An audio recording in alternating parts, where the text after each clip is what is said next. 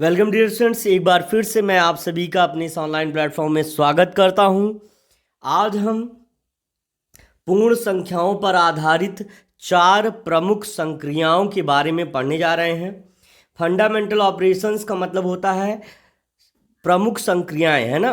तो ये आपका टॉपिक है यहाँ पे, फोर फंडामेंटल ऑपरेशंस, चार प्रमुख संक्रियाएं ऑन होल नंबर, यानी पूर्ण संख्याओं पर चार प्रमुख संक्रियाएं, है ना। अब वो संक्रियाएं कौन कौन सी हैं, पहले तो आप यहाँ पर आपको समझना होगा व्हाट इज होल नंबर, पूर्ण संख्या है क्या। तो हम एक एक टॉपिक को अच्छे से डिस्कस करेंगे, समझेंगे। होल नंबर का मतलब होता है, होल नंबर्स का मतलब होता है, आपको बता दें, होल नंबर का मतलब होता है पूर्ण संख्या। क्या है? पूर्ण संख्या, या पूर्ण संख्याएं भी हम लिख सकते हैं। नंबर्स कह रहा है तो पूर्ण संख्याएं हो जाएगा,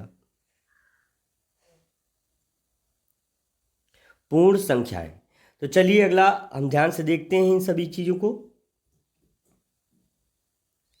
अब उनकी डेफिनेशंस को अच्छे से समझेंगे होल नंबर के।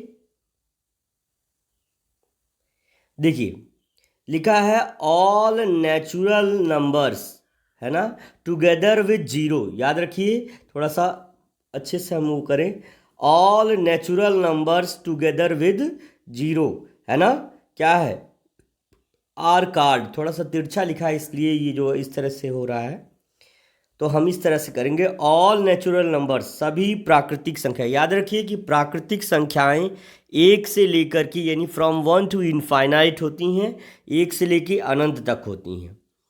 तो zero are called whole number, जब हम इनमें जीरो को भी सम्मिलित कर लेते हैं, जैसे देखिए नेचुरल नंबर्स जो होते हैं, हमने इसके पहले भी बताया था, 1 2 3 4 डॉट डॉट डॉट इनफाइनाइट तक, यानी आगे जितना भी आपको आता है, या अनंत तक हम कह सकते हैं। तो ये सभी संख्याएं नेचुरल, यानी फॉर नेचुरल, यानी प्राकृतिक संख्याएं होती हैं। लेकिन जब हम इन्हीं संख्याओं में शून्य को भी शामिल कर लेते हैं, जब हम शून्य को भी शामिल कर लेते हैं, तब ये W यानी होल नंबर बन जाता है। तो इसको 0 1 2 3 4 5 dot dot dot dot dot infinite कहते हैं। क्लियर है हमारे प्यारे बच्चों? बिल्कुल आसानी से समझ में आ गया होगा कि जो पूर्ण संख्याएं हैं वो क्या है। कह रहा कि सभी प्राकृतिक संख्याएं टुगेदर, मतलब साथ साथ, विद जीरो यानी शून्य के साथ, आर कार्ड होल नंबर्स, प्राकृतिक संख्याएं कहलाती हैं। Addition as well as multiplication of two whole numbers must be whole number, but same is not true while having operation like subtraction and division on the whole number.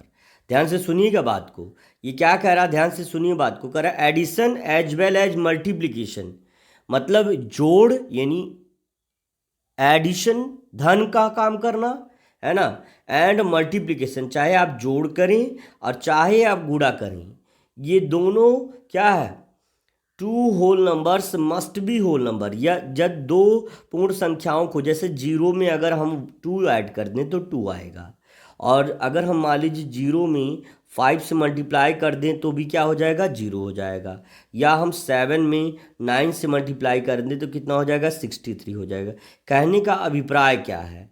कहने का अभिप्राय बच्चों यही है कि जब हम दो पूर्ण संख्याओं का आपस में जोड़ करें अथवा उनका गुणा करें तो भी वो एक होल नंबर आता है। लेकिन बट मतलब होता है लेकिन, सेम इज नॉट ट्रू, लेकिन यह बात जो है सत्य नहीं है। किसके लिए? While having the operation like subtraction, जब हम घटाने की प्रक्रिया करते हैं, आर एंड डिवीजन अथवा भाग देने की प्रक्रिया करते हैं ऑन होल नंबर्स, यानी पूर्ण संख्याओं में।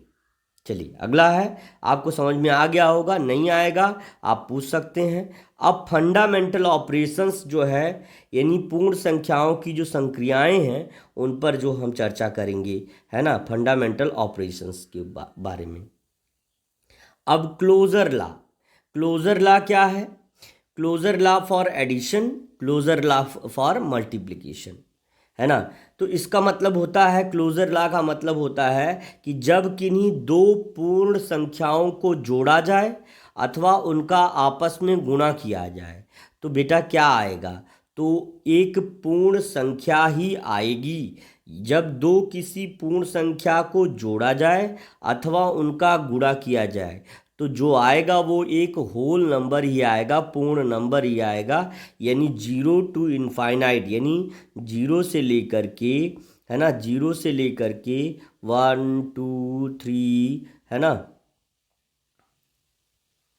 4 5 6 7 डॉट डॉट डॉट इनफाइनाइट तक के बीच में का ही नंबर आएगा। ठीक है ना, क्लियर है प्यारे बच्चों?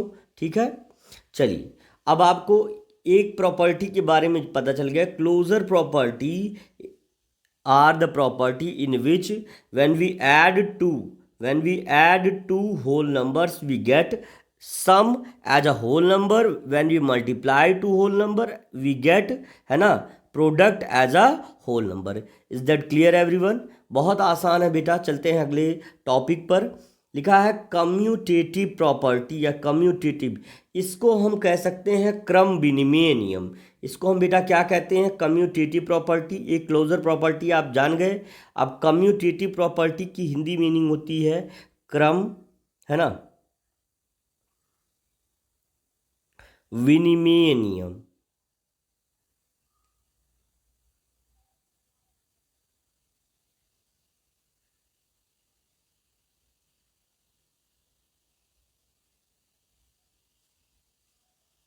क्रम विनिमय नियम बेटा, क्रम विनिमय नियम वो नियम होता है जब हम किन्हीं दो पूर्ण संख्याओं को अगर जोड़ रहे हैं तो अगर हम उनका क्रम बदल दें तब भी हमारा योग वही नंबर आएगा।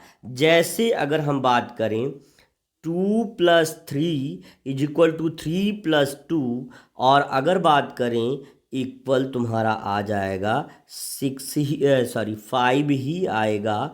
ये आपको समझ में आना चाहिए। चाहे 2 में 3 जोड़ें चाहे 3 में 2 जोड़ें तब भी हमारा क्या है, 2 + 3 = 5, 3 + 2 = अगर हम कि when we add two whole number each other and are when we convert or change its place, है ना, either we change its place we get the sum, है ना, the sum सेम नंबर। मतलब इट मीन्स कि जैसे अगर हम किसी भी संख्या का क्रम बदल दें तो भी हमारा योग में उसका योग समान ही आएगा, है ना। In each condition we get the same sum, है ना, सेम सम यानी समान योग ही हम प्राप्त करेंगे। और वही प्रॉपर्टी मल्टीप्लिकेशन यानी गुणे के लिए 2 × 3 कहो और चाहे 3 × 2 कहो तब भी हमारा कितना आएगा, प्रोडक्ट 6 ही आएगा, है ना। तो अगर हम दो पूर्ण संख्याओं को चाहे जोड़ रहे हैं अथवा चाहे मतलब चाहे गुणा कर रहे हैं, और कैसे उनका क्रम बदल करके, जैसे अगर 5 + 2 कहें या 2 + 5 कहें, दोनों ही स्थितियों में 7 आएगा, 7 आएगा। या 5 × 2 कहें या 2 × 5 कहें, in each condition we get the product as 10। तो क्लियर है बच्चों? इतना समझ में आ जाना चाहिए। अब आपका है अगला है एसोसिएटिव प्रॉपर्टी। एसोसिएटिव प्रॉपर्टी आपका है, कौन सी प्रॉपर्टी है? Associative property. तो सभी बच्चे पहले लिखेंगे कि एसोसिएटिव प्रॉपर्टी का क्या मतलब होता है। किसका? एसोसिएटिव प्रॉपर्टी, ठीक है ना। तो आप इस चीज़ को तेज़ी से सभी लोग बताएंगे। बिल्कुल, एसोसिएटिव प्रॉपर्टी का मतलब होता है बेटे साहचर्य नियम। क्या होता है? साहचर्य नियम। क्या हो जाता है? साहचर्य नियम हो जाता है बेटा। क्या हो जाता है? साहचर्य नियम। थोड़ा सा साहचर्य नियम,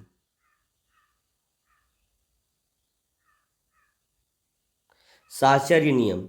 अब इस नियम का अभिप्राय क्या है उसको मैं समझा दे रहा हूँ एक उदाहरण के तौर पर। ये भी एडिशन के लिए रिक्वायर्ड है और मल्टीप्लिकेशन के लिए, not for subtraction and division. ना डिवीजन के लिए और ना ही सब्ट्रैक्शन के लिए ये ज़रूरी है। तो अब हम करेंगे क्या इसमें, ज़रा ध्यान से देखना। अगर हम लिखते हैं जैसे 2+3 एंड +1 इन वन ब्रैकेट, मान लीजिए इतना करें, तभी देखिए ये 2 3 3 1 4 हो जाएगा, ये 3 1 क्या हो जाएगा, 4 हो जाएगा, और 4 में 2 जोड़ेंगे तो 6 हो जाएगा। क्या हो जाएगा, 6। और अगर हम इसी को अगर हम लिखें 2 धन 3 और धन 1 लिखें, तो 3 और 2 आपका 5 हो जाएगा, और जब उसमें हम 1 जोड़ देंगे तो हमारा कितना हो जाएगा, तब भी हमारा क्या हो जाएगा, 6 ही आएगा। तो दोनों कंडीशन में आपने देखा कि चाहे हम 3 और 1 को एक ब्रैकेट में रख के 2 को बाहर रख रहे हैं तब भी, और चाहे 2 और 3 को एक ब्रैकेट में रख करके 1 को बाहर रख रहे हैं तब भी हमारा योग हर कंडीशन में 6। तो यानी ये कहने का मतलब ये हुआ शास्त्रीय नियम यानी एसोसिएटिव प्रॉपर्टी में हम किन्हीं दो संख्याओं का ग्रुप एक साथ बदल दें, अगर उनके ग्रुपों को बदल दें तब भी हमारा योग या गुणनखंड करने पर, गुणनफल करने पर हमको उसका प्रोडक्ट जो है वो भी सेम। जैसे 1 into 2 plus 2 into 3 in one bracket, ये हो जाएगा आपका 2/3 6, और एक साथ 2/3 6 कम 6, और यहाँ पे भी हो जाए 1 दूनी 2 और 2/3 6, तब भी वही आएगा, 6 ही आएगा। तो यानी हम कह सकते हैं कि in each condition we get 6 as a product, ठीक है ना। उसी तरह से अगर हम बात करें 5 है ना, ब्रैकेट में 9 गुणे 11 9 11 जा है ना 99, और उसमें 5 से मल्टीप्लाई करेंगे जो प्रोडक्ट आएगा 5 9 जा 45 में 11 से मल्टीप्लाई करेंगे तो भी आएगा। तो अब जैसे तुम लोग कहोगे कि नहीं सर हमको नहीं समझ में आ रहा है, तो देखिए 99 यहाँ 5 9 और 11 का मल्टीप्लाई करेंगे तो 11 9 जा 99 हो जाएगा। अब जब उसमें 5 से मल्टीप्लाई करेंगे तो 5 9 जा 45, 5 कैरी 4, और 5 9 जा 45 एंड 4 क्या हो जाएगा 49, 495। अब अगर मैं यही कहूँ कि 5 9 45, 5 9 जा 45 और उसका 11 से मल्टीप्लाई करें तब कितना आएगा, तो उसको भी आप देख लीजिए। 45 मल्टीप्लाई बाई 11, 11 5 जा 55, 5 कैरी 5, और 11 4 जा 44 एंड 5 49, 495 तब भी आ रहा है बेटे मेरे। तो अब हम क्या कह सकते हैं, हम कह सकते हैं कि दोनों भी कंडीशंस में, चाहे 5 को 9 के साथ रखा गया, चाहे 9 को 11 के साथ रखा गया, दोनों ही कंडीशंस में हमारा जो प्रोडक्ट रहा यानी जो गुणनफल रहा वो 495 ही रहा। बेटा समझ में आ गया आप सभी को, आई होप सभी को आ गया होगा। ठीक है प्यारे बच्चों, ठीक है।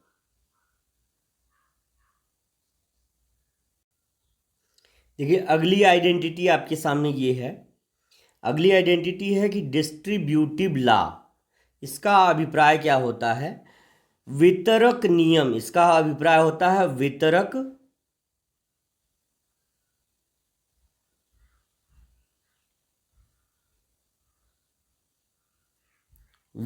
नियम। वितरक नियम होता क्या है बेटा, ध्यान से समझना। जैसे डिस्ट्रीब्यूटिव प्रॉपर्टी की हिंदी मीनिंग होती है वितरक नियम, ठीक है ना। दोनों ही भाषाओं में सरलतम करने के लिए मैंने बताया है, ध्यान से समझिएगा इस चीज़ को बेटा।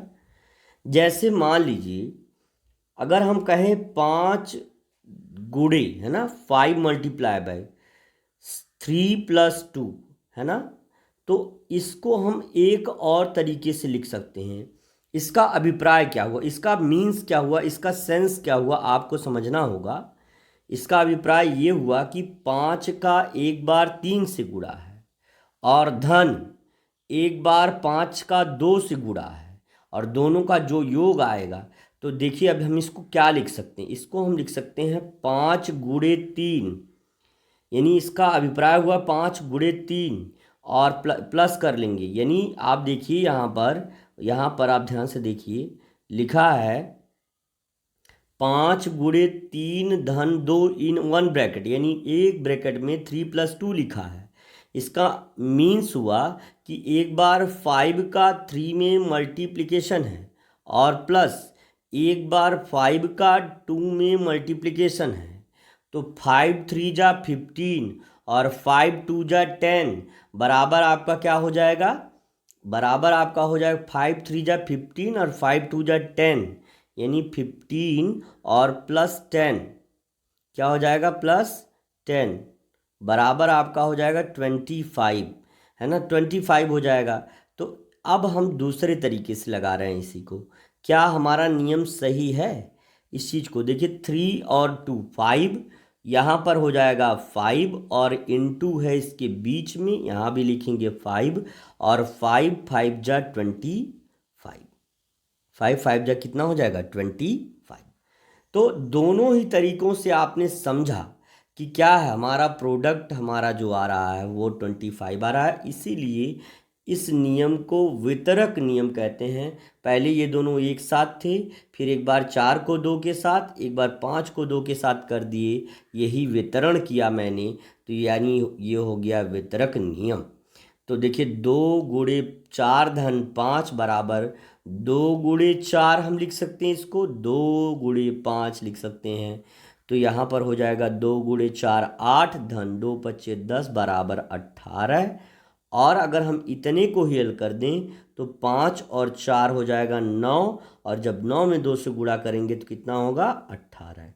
प्यारे बच्चों आ गया समझ में?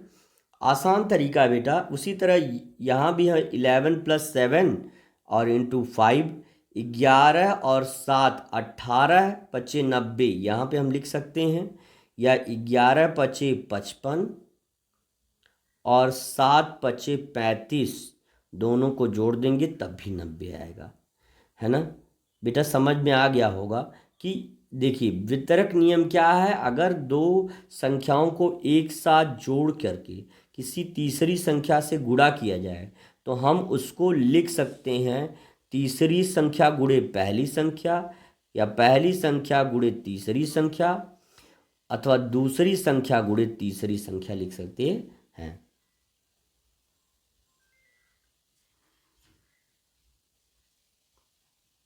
ठीक है प्यारे बच्चों, है ना?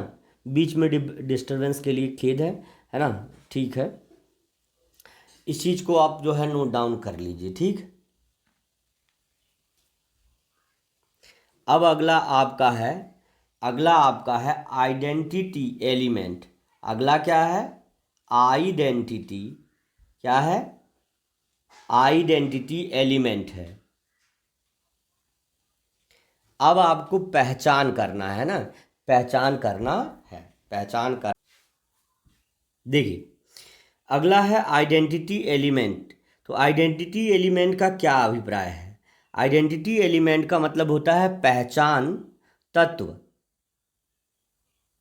क्या हो जाता है? पहचान तत्व। पहचान तत्व।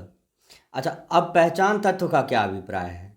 जैसे ये एक विशेष घटक है और विशेष जो है न्यूमेरल है। अगर हम बात करें किसके लिए?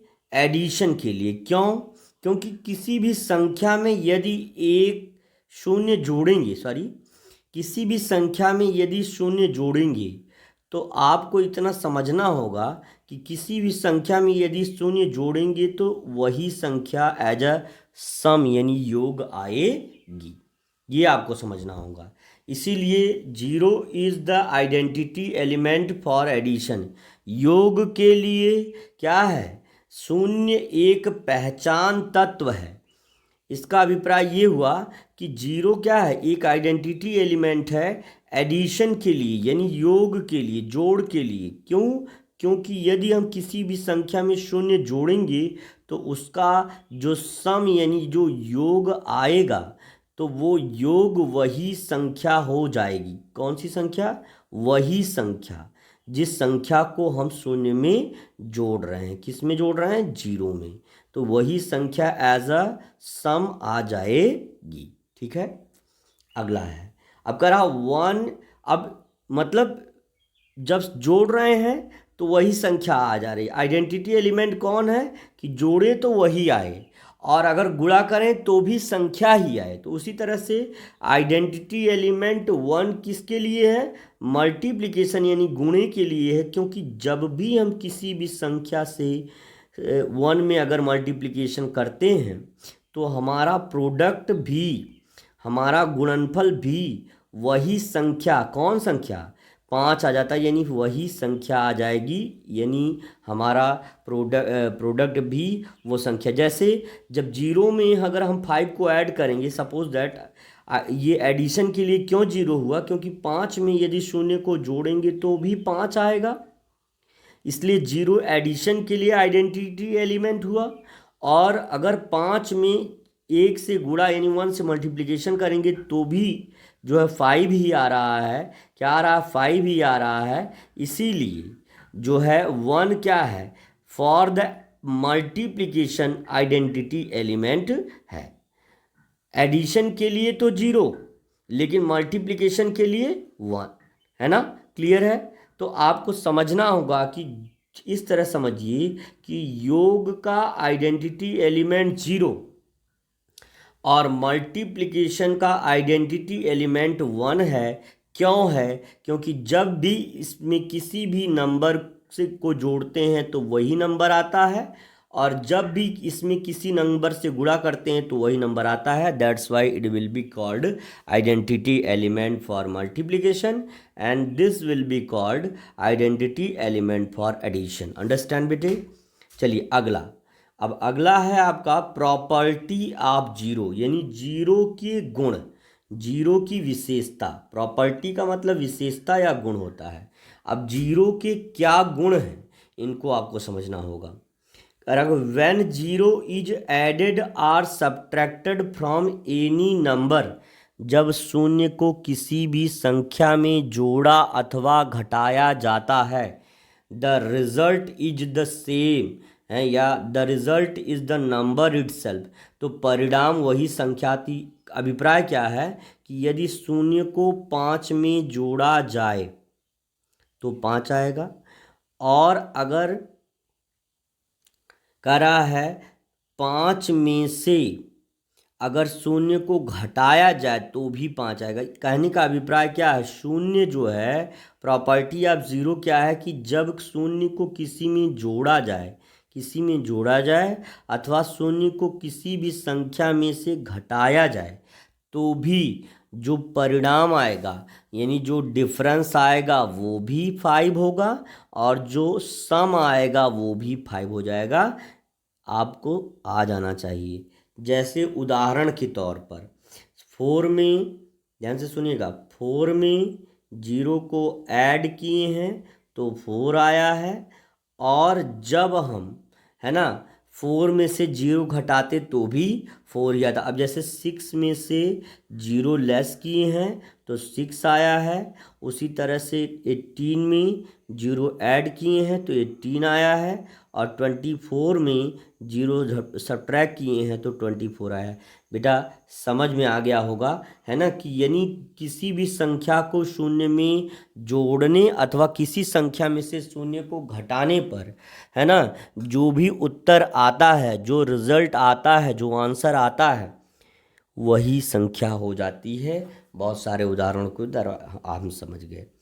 अब अगली प्रॉपर्टी जीरो की क्या है?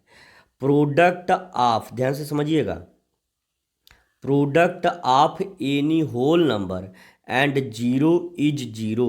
कह रहा किसी भी संख्या का गुणनफल, है ना, एंड जीरो और शून्य का, कह रहा product of any whole numbers and zero, है ना, इज जीरो। कह रहा किसी भी संख्या का गुणनफल, है ना, किसी पूर्ण संख्या का गुणनफल और शून्य का गुणनफल क्या होता है?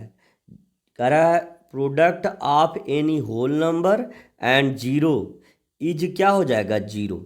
अब जैसे उदाहरण के तौर पर अगर हम 5 का शून्य में गुणा करें तो कितना आएगा? 5 शून्य शून्य, 5 शून्य शून्य। कहने का अभिप्राय क्या है? किसी भी संख्या का, जैसे 5 का शून्य में गुणा करने पर 5 ही आएगा, नहीं, गलत, 5 का शून्य में गुणा करने के बाद शून्य आएगा। क्यों? कह रहा है यहाँ पे product of any whole number, किसी भी पूर्ण संख्या से शून्य में गुणा करने पर, है ना, इज जीरो, यानी जीरो होता है। ठीक है, उदाहरण के लिए 4 इंटू 0, 4 शून्य शून्य। देखिए 4 का शून्य में गुणा करने पर क्या आ जा रहा है, शून्य ही आ जा रहा है। जैसे आप समझिए ध्यान को, 4 एक होल नंबर है। क्या है भाई मेरे, 4 is a whole number, 4 is a whole number, 4 is a whole number, and when we multiply it with 0 we get 0 as a product. यानी कभी भी आपको समझना हो इस तरह से कि जब किसी पूर्ण संख्या में शून्य से गुणा किया जाए तो शून्य ही आएगा। ठीक है, चलिए आपको समझ में। अब जैसे मान लीजिए 1000 है, अब ये एक पूर्ण संख्या है, मान लीजिए आप 10,000 लिख रहे हैं। जब भी आप इसका जीरो से मल्टीप्लाई करेंगे तो आप सीधे उत्तर जीरो लिख देंगे। मैं जानता हूँ ये सारी चीज़ें आप सभी को आ रही हैं पहले से भी, लेकिन टॉपिक में है इसलिए इसको अच्छे से एक्सप्लेन कर रहा हूँ। ठीक है ना, ध्यान से समझना बेटा। ठीक है, अगर सफलता चाहते हो तो ये नहीं समझना है कि हमको आता है, उसको स्किप नहीं करना है, 1 बाय 1 सभी बिंदुओं को अच्छे से समझना है, पढ़ना है ना। समय तो देना पड़ेगा भाई, जैसे समय देकर हम पढ़ा रहे हैं उससे ज़्यादा आपको समय देकर पढ़ना होगा। Then you can get the success. सफलता पाना है तो समय लगाना है, समय नहीं लगाओगे तो सफलता नहीं पाओगे। ठीक है ना, सिंपल सा लॉजिक है। अगला देखिए, आगे है कि अगला देखिए, ये थोड़ा सा इम्पोर्टेंट है, इस चीज़ को ध्यान से समझिएगा कि if we divide 0 by any whole number, यदि हम किसी भी पूर्ण संख्या को किससे, 0 से डिवाइड करते हैं, भाग दे देते हैं, किसी भी पूर्ण संख्या से 0 में भाग दे देते हैं तो बस यही 0 आता है। याद रखिए मैं क्या कह रहा हूँ, 0 में किसी भी पूर्ण संख्या से भाग देने पर 0 आएगा, ना कि पूर्ण संख्या में 0 से भाग देने पर। याद रखिए, अगर यही 5 पहले आ गया और 0 से डिवीजन हुआ तो इसका रिजल्ट इनफाइनाइट यानी अपरिभाषित यानी अनंत हो जाएगा। देखिए समझना आपको ध्यान से कि यदि हम किसी भी संख्या में को शून्य से, देखिए if we divide 0 by any whole number, यदि किसी भी संख्या में हम शून्य से भाग दें, रिजल्ट इज 0, तो परिणाम कितना आएगा, भागफल कितना आएगा, शून्य आएगा। जैसे 0 भागे 10, 10 शून्य शून्य।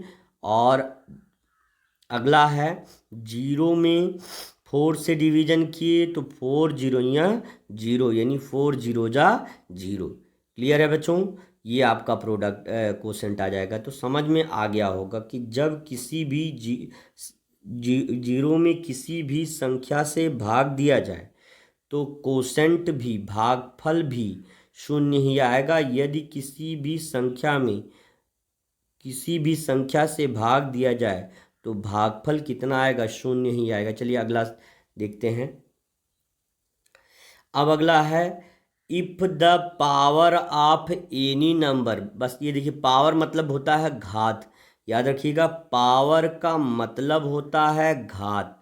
कह रहा है यदि किसी भी संख्या की घात, याद रखिए यदि किसी भी संख्या की घात, ध्यान से समझिए, यदि किसी भी संख्या की घात शून्य है, क्या है, शून्य है। घात मतलब ये हुआ कि यदि किसी भी संख्या के ऊपर यहाँ पर कोई भी घात लगी है और उसी प्रकार से यदि घातों की जगह पर शून्य लिखा है तो जो परिणाम आएगा वो 1 हो जाएगा। सोचना समझना कुछ नहीं, सीधे 1 लिख देना है। मतलब क्या है कि यदि शून्य एक की घात शून्य तो बराबर 1, 4 की घात 0 बराबर 1, या हम कहें 90 टू दी पावर, है ना, 90 टू दी पावर 0, तो उसका मतलब भी 1, है ना। सोचना समझना नहीं है, इस तरह का एक प्रश्न आपको जरूर पूछेगा। अब अगला है प्रॉपर्टी ऑफ वन, यानी एक की विशेषता, यानी प्रॉपर्टी ऑफ वन मतलब एक का गुण अथवा विशेषता, एक का गुण अथवा विशेषता, इस चीज को आपको समझना है। देखिए, the product of any whole number, किसी भी पूर्ण संख्या का, और and one is a whole number, और एक का जो प्रोडक्ट है, ध्यान से समझिएगा कि द प्रोडक्ट मतलब गुणनफल, गुणा करने के बाद जो आता है गुणनफल कहलाता है। ऑफ एनी होल नंबर, किसी भी पूर्ण संख्या, जैसे 18 एक पूर्ण संख्या है, उसमें यानी 1 से मल्टीप्लाई किए तो 18 ही आया। मतलब यदि किसी भी पूर्ण संख्या से, यदि किसी भी प्रोडक्ट किससे, पूर्ण संख्या से 1 में मल्टीप्लाई किया जाए, किसमें, 1 में मल्टीप्लाई किया जाए, तो क्या है, तो आपका जो is the whole number itself, तो जो प्रोडक्ट आएगा, गुणनफल आएगा, वह पूर्ण संख्या ही हो जाएगी। याद रखिए, यदि किसी भी संख्या में, यदि किसी भी संख्या में होल नंबर में 1 से मल्टीप्लाई किया गया तो वह संख्या ही आएगी। जैसे 5 में 1 से गुणा किया गया 5 आया, है ना, 5 आया।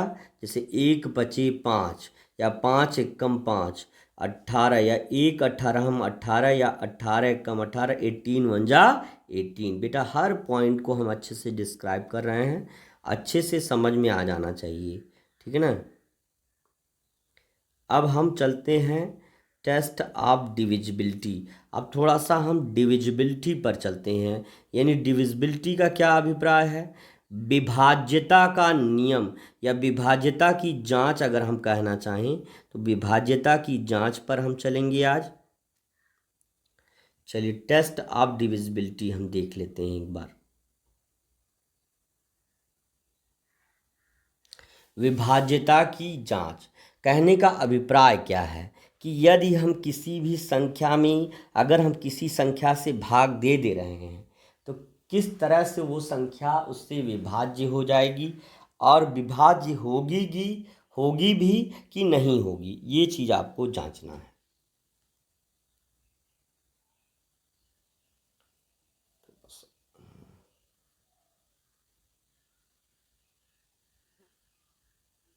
चलिए, थोड़ा सा रोटेशन में इश्यूज आ गए, चलिए ठीक है, देखते हैं।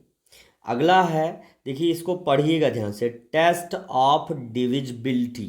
टेस्ट ऑफ डिविजिबिलिटी में बी, है ना, डेराइव्ड फ्रॉम द, है ना, प्रॉपर्टीज ऑफ मल्टीप्लिकेशन, है ना, एंड डिवीजन, करा, एंड डिवीजन, है ना, करा कि गुणे अथवा, है ना, गुणे अथवा भाग के नियमों से लिया गया है। क्या, डिविजिबिलिटी की जो प्रॉपर्टी है या डिविजिबिलिटी की जो जांच करने का जो नियम है वो किससे, गुणन के अथवा भाग की संक्रियाओं से, कि गुणों से, कि विशेषताओं से लिया गया है। ठीक है, मैं भी क्लियर हो जाएगा। चलते हैं अगले टॉपिक पे, ध्यान से समझना है। अब आपको किसका, डिविजिबिलिटी रूल ऑफ 2 के बारे में कह रहा है, ध्यान से समझिएगा। 2 के विभाज्यता का नियम, 2 के विभाज्यता का नियम, यानी आपको ये समझना है कि जो विभाज्यता का नियम है वो किससे लिया गया है, वो भी गुणन अथवा भाग के नियमों से या गुणों से लिया गया है। जैसे पहला क्या है, any number having last digit is either 2, 4, 6, 8 और 0 इज डिविजिबल बाई 2। कह रहा है कोई भी संख्या, डिविजिबिलिटी रूल ऑफ 2, यानी कौन सी संख्या 2 से विभाज्य है उसी को कहते हैं डिविजिबिलिटी रूल ऑफ 2, यानी 2 की विभाज्यता का नियम, 2 की विभाज्यता का नियम।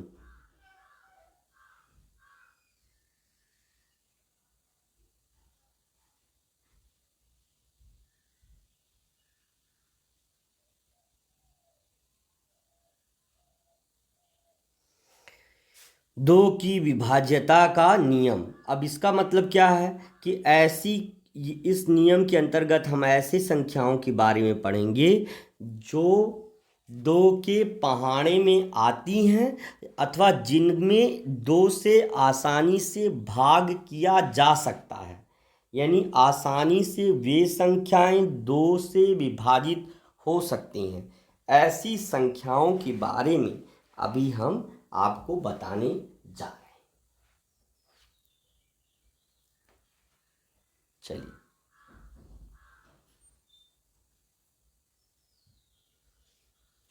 चलिए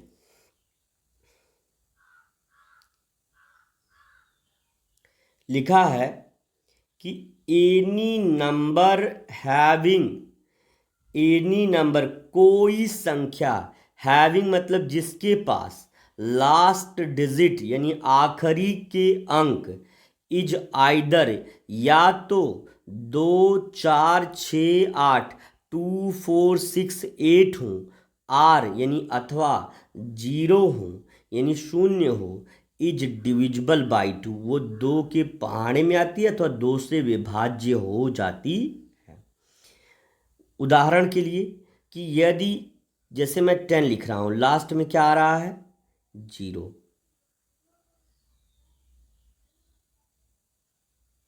लास्ट में क्या आ रहा है, 0।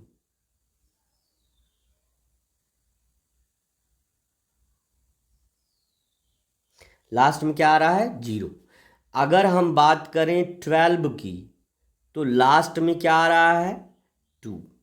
अगर हम बात करें 14 की, अगर हम बात करें 14 की, किसकी बात करें, 14 की, अगर हम बात करें 14 की तो लास्ट में क्या आ रहा है, 4। अगर हम बात करें, अगली बात करें, मान लीजिए हम 98 की बात करें तो लास्ट में क्या आ रहा है आपका, 8 आ रहा है। ठीक है ना। ऐसे मान लीजिए हम 46 की बात कर रहे हैं, अगर 46 की बात कर रहे हैं तो लास्ट में क्या आ रहा है आपका, 6 आ रहा है।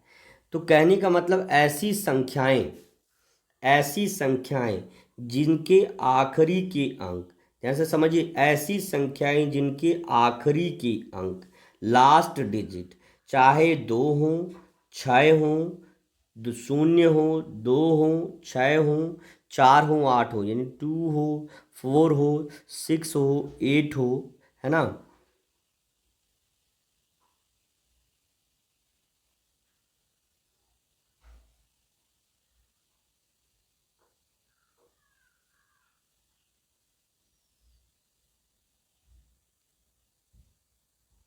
ध्यान से समझना बच्चों, थोड़ा सा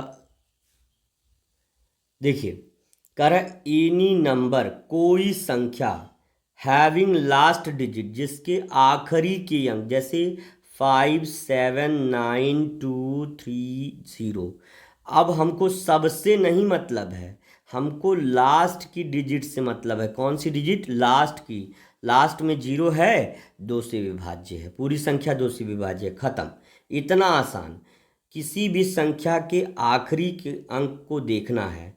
लास्ट में 2 है, दो से विभाज्य है, लास्ट में 6 है, दो से विभाज्य, लास्ट में 0 है, दो से विभाज्य, लास्ट में 2 है, दो से विभाज्य, लास्ट में 6 है, दो से विभाज्य है।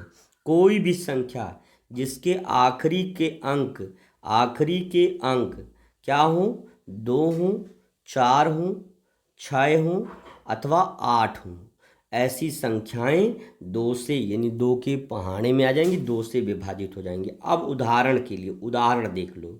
जैसे मान लो आप कहोगे कि सर अच्छा ठीक है बताइए, तो 2 4 2 यानी 242, 242 क्या दो से विभाज्य है। तो हमने कहा कि देखो भैया इसके लास्ट में 2 आ रहा है इसलिए दो से विभाज्य है। तो आप कहेंगे सर हम इसे नहीं मानेंगे, विभाजित करके दिखाइए। तो हमने कहा कि लो भैया 2 4 2, पहले लिखेंगे 2 से डिवीजन करेंगे, 2 1 जा 2, घटा देंगे, कैंसिल हो गया, फिर 4 नोट डाउन हो जाएगा। क्या हो जाएगा, 4 नोट डाउन हो जाएगा, 4 नोट डाउन कर लिए, फिर 2 2 जा 4 हो गया, लेस किए, ये कैंसिल हो गया, फिर 2 उतार दिए, यहाँ पर क्या उतार दिए, 2, फिर 2 एकम 2, तो अब इसको घटा दिए, अब पूरी तरह से कट गया, 121 बार गया और आपका आंसर आ गया, यानी पूरी तरह से कट गया। यानी 242 यानी 242 क्या है, 2 से विभाज्य है। यानी हम कह सकते हैं कि कोई भी संख्या जिसके आखिरी का अंक क्या हो, 2 हो, 4 हो, कौन, 4 हो, 6 हो और 8 हो, वो किससे विभाज्य हो जाएगी, 2 से विभाज्य हो जाएगी, 2 से कट जाएगी। ठीक है ना। अब एक और तेजी से समझ लीजिए, कह रहा है डिविजिबिलिटी ऑफ 3।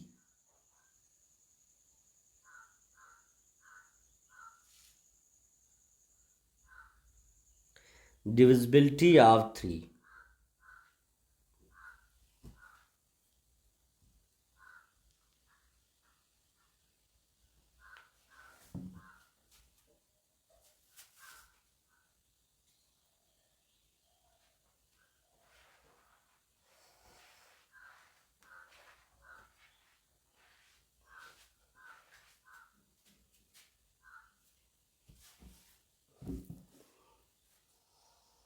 चलिए,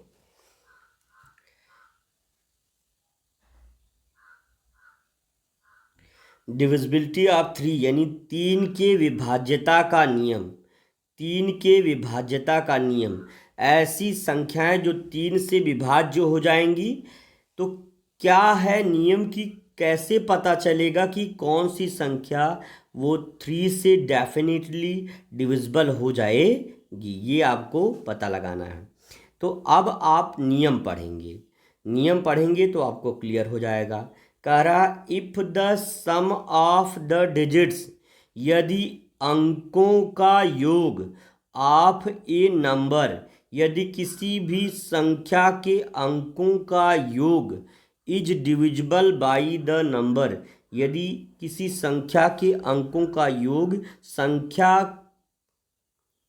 3 से विभाज्य हो जाए, तो वो क्या हो जाए, इज आल्सो डिविजिबल बाई 3। तो कह रहा है कि यदि किसी भी संख्या के अंकों का योग, जैसे उदाहरण के लिए, जैसे मान लीजिए मैं आपको बता रहा हूँ, जैसे मान लीजिए 54 कोई नंबर है और अगर हम इसमें 2 अंक हैं 5 और 4, इन दोनों को जोड़ दिए 9 और 3 से इसको विभाजित कर दिए, 3 एकम 3, 3 तिरिक्का 9, 3 आ गया। तो कहने का अभिप्राय ये है,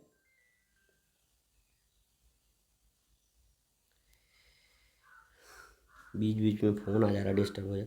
देखिए, तो कहने का अभिप्राय ये है कि जो चूँकि जोड़ने के बाद जो आया वो 3 से विभाज्य है, इसलिए 54 यानी 54 भी किससे विभाज्य है, 3 से डिविजिबल है।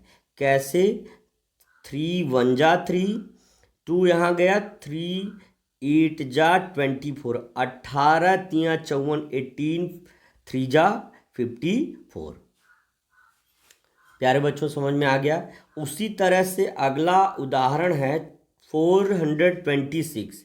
ये 2 से विभाज्य है कि नहीं, इसको जांचने के लिए 4 में 2 ऐड कर दिए, 4 2 6 और 6 जो हो गया क्या हो जाएगा 12, और 3 4 जा 12, यानी अगर इसको 3 से डिविजन कर दिए तो 4 टाइम्स में गया, यानी आपका आंसर यही सही हो जाएगा। ठीक है ना।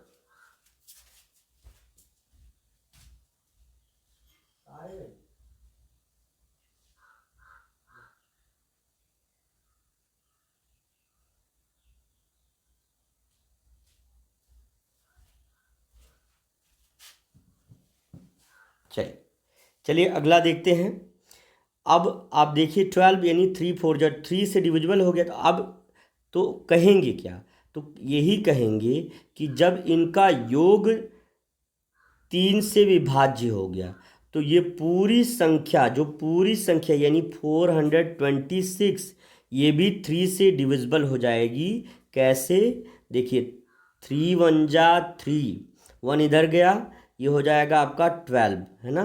तो 3 4 जा 12 और फिर यहाँ पर बचा 6, 3 2 जा 6, पूरी तरह से कट गया। तो कहने का मतलब ये है कि यदि किसी संख्या के अंकों का योग यदि किसी संख्या के अंकों का योग 3 से विभाज्य हो जाए, 3 से डिविजिबल हो जाए, 3 के पहाड़े में आने वाली संख्या बन जाए, तो वो संख्या भी पूरी तरह से 3 से विभाज्य हो जाती है। तो लिखा है हैंस, मतलब अतः 4 to 6 डिविजिबल बाई 3। इसीलिए हम कह सकते हैं कि 426 भी 3 से विभाज्य है। अगला नियम देखिए,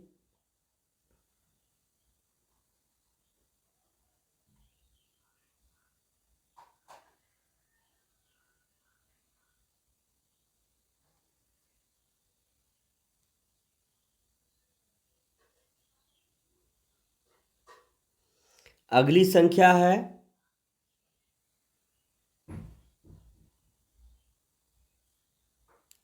डिविजिबिलिटी बाई 4।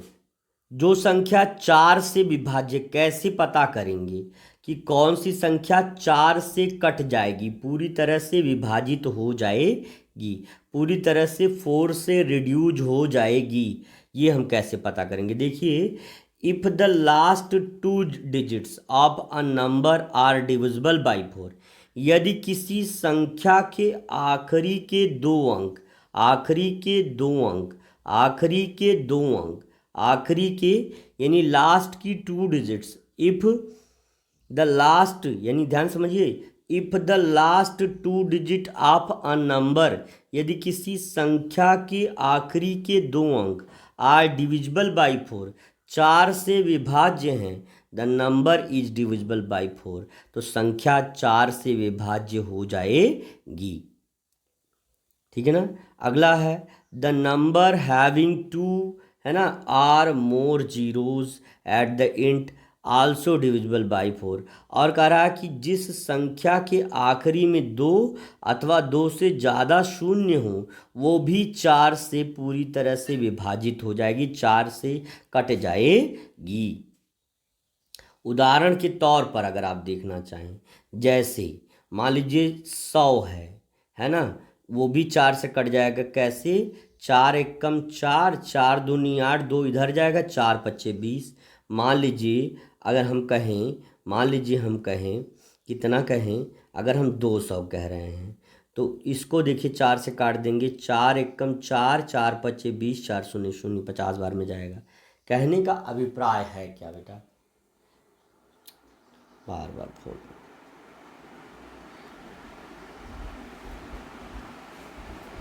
चलिए ठीक है। अब अगला डिविजिबल, तो इस चीज़ को आप समझिए। जैसे उदाहरण के लिए कह रहा है कि जैसे 324, लास्ट में देखिए 24, 4 6 24, इसलिए ये पूरा नंबर 324 4 से डिविजिबल हो गया। अब 824 में लास्ट में 24 आ गया, जिससे 4 से डिविजिबल है, 4 1 जा 4 और 4 6 जा 24, इसलिए 824 पूरी तरह से जो है 824 पूरी तरह से किससे डिविजिबल हो जाएगा? 4 से डिविजिबल हो जाएगा। 824 लास्ट की 2 डिजिट 32 है ना। 4 8 जा 32, इसलिए पूरी संख्या 5632 भी किससे विभाज्य हो जाएगी? किससे विभाज्य हो जाएगी? 4 से विभाज्य हो जाएगी। किससे विभाज्य हो जाएगी? 4 से विभाज्य हो जाएगी। अगला है 3500, इसमें लास्ट में 2 जीरो हैं, और ये भी कह रहा कि जिसमें आखिरी में 2 जीरो अथवा उससे ज़्यादा जीरो हो, वो संख्या भी किससे? 4 से विभाज्य हो जाएगी, 4 से पूरी तरह से कट जाएगी, जिसमें हमने 100 200 का उदाहरण लिया था। अब लास्ट में देखिए 20 है, 4 एकम 4 और 4 पच्चे 20, यानी लास्ट की 2 डिजिट 4 से विभाज्य है, यानी 4320, 4320 भी किससे डिविजिबल हो जाएगी? 4 से डिविजिबल हो जाएगी। ठीक है ना बेटा। आज के लिए बस इतना ही, मिलते हैं अगली क्लास में, तब तक के लिए thank you, best of luck, see you tomorrow.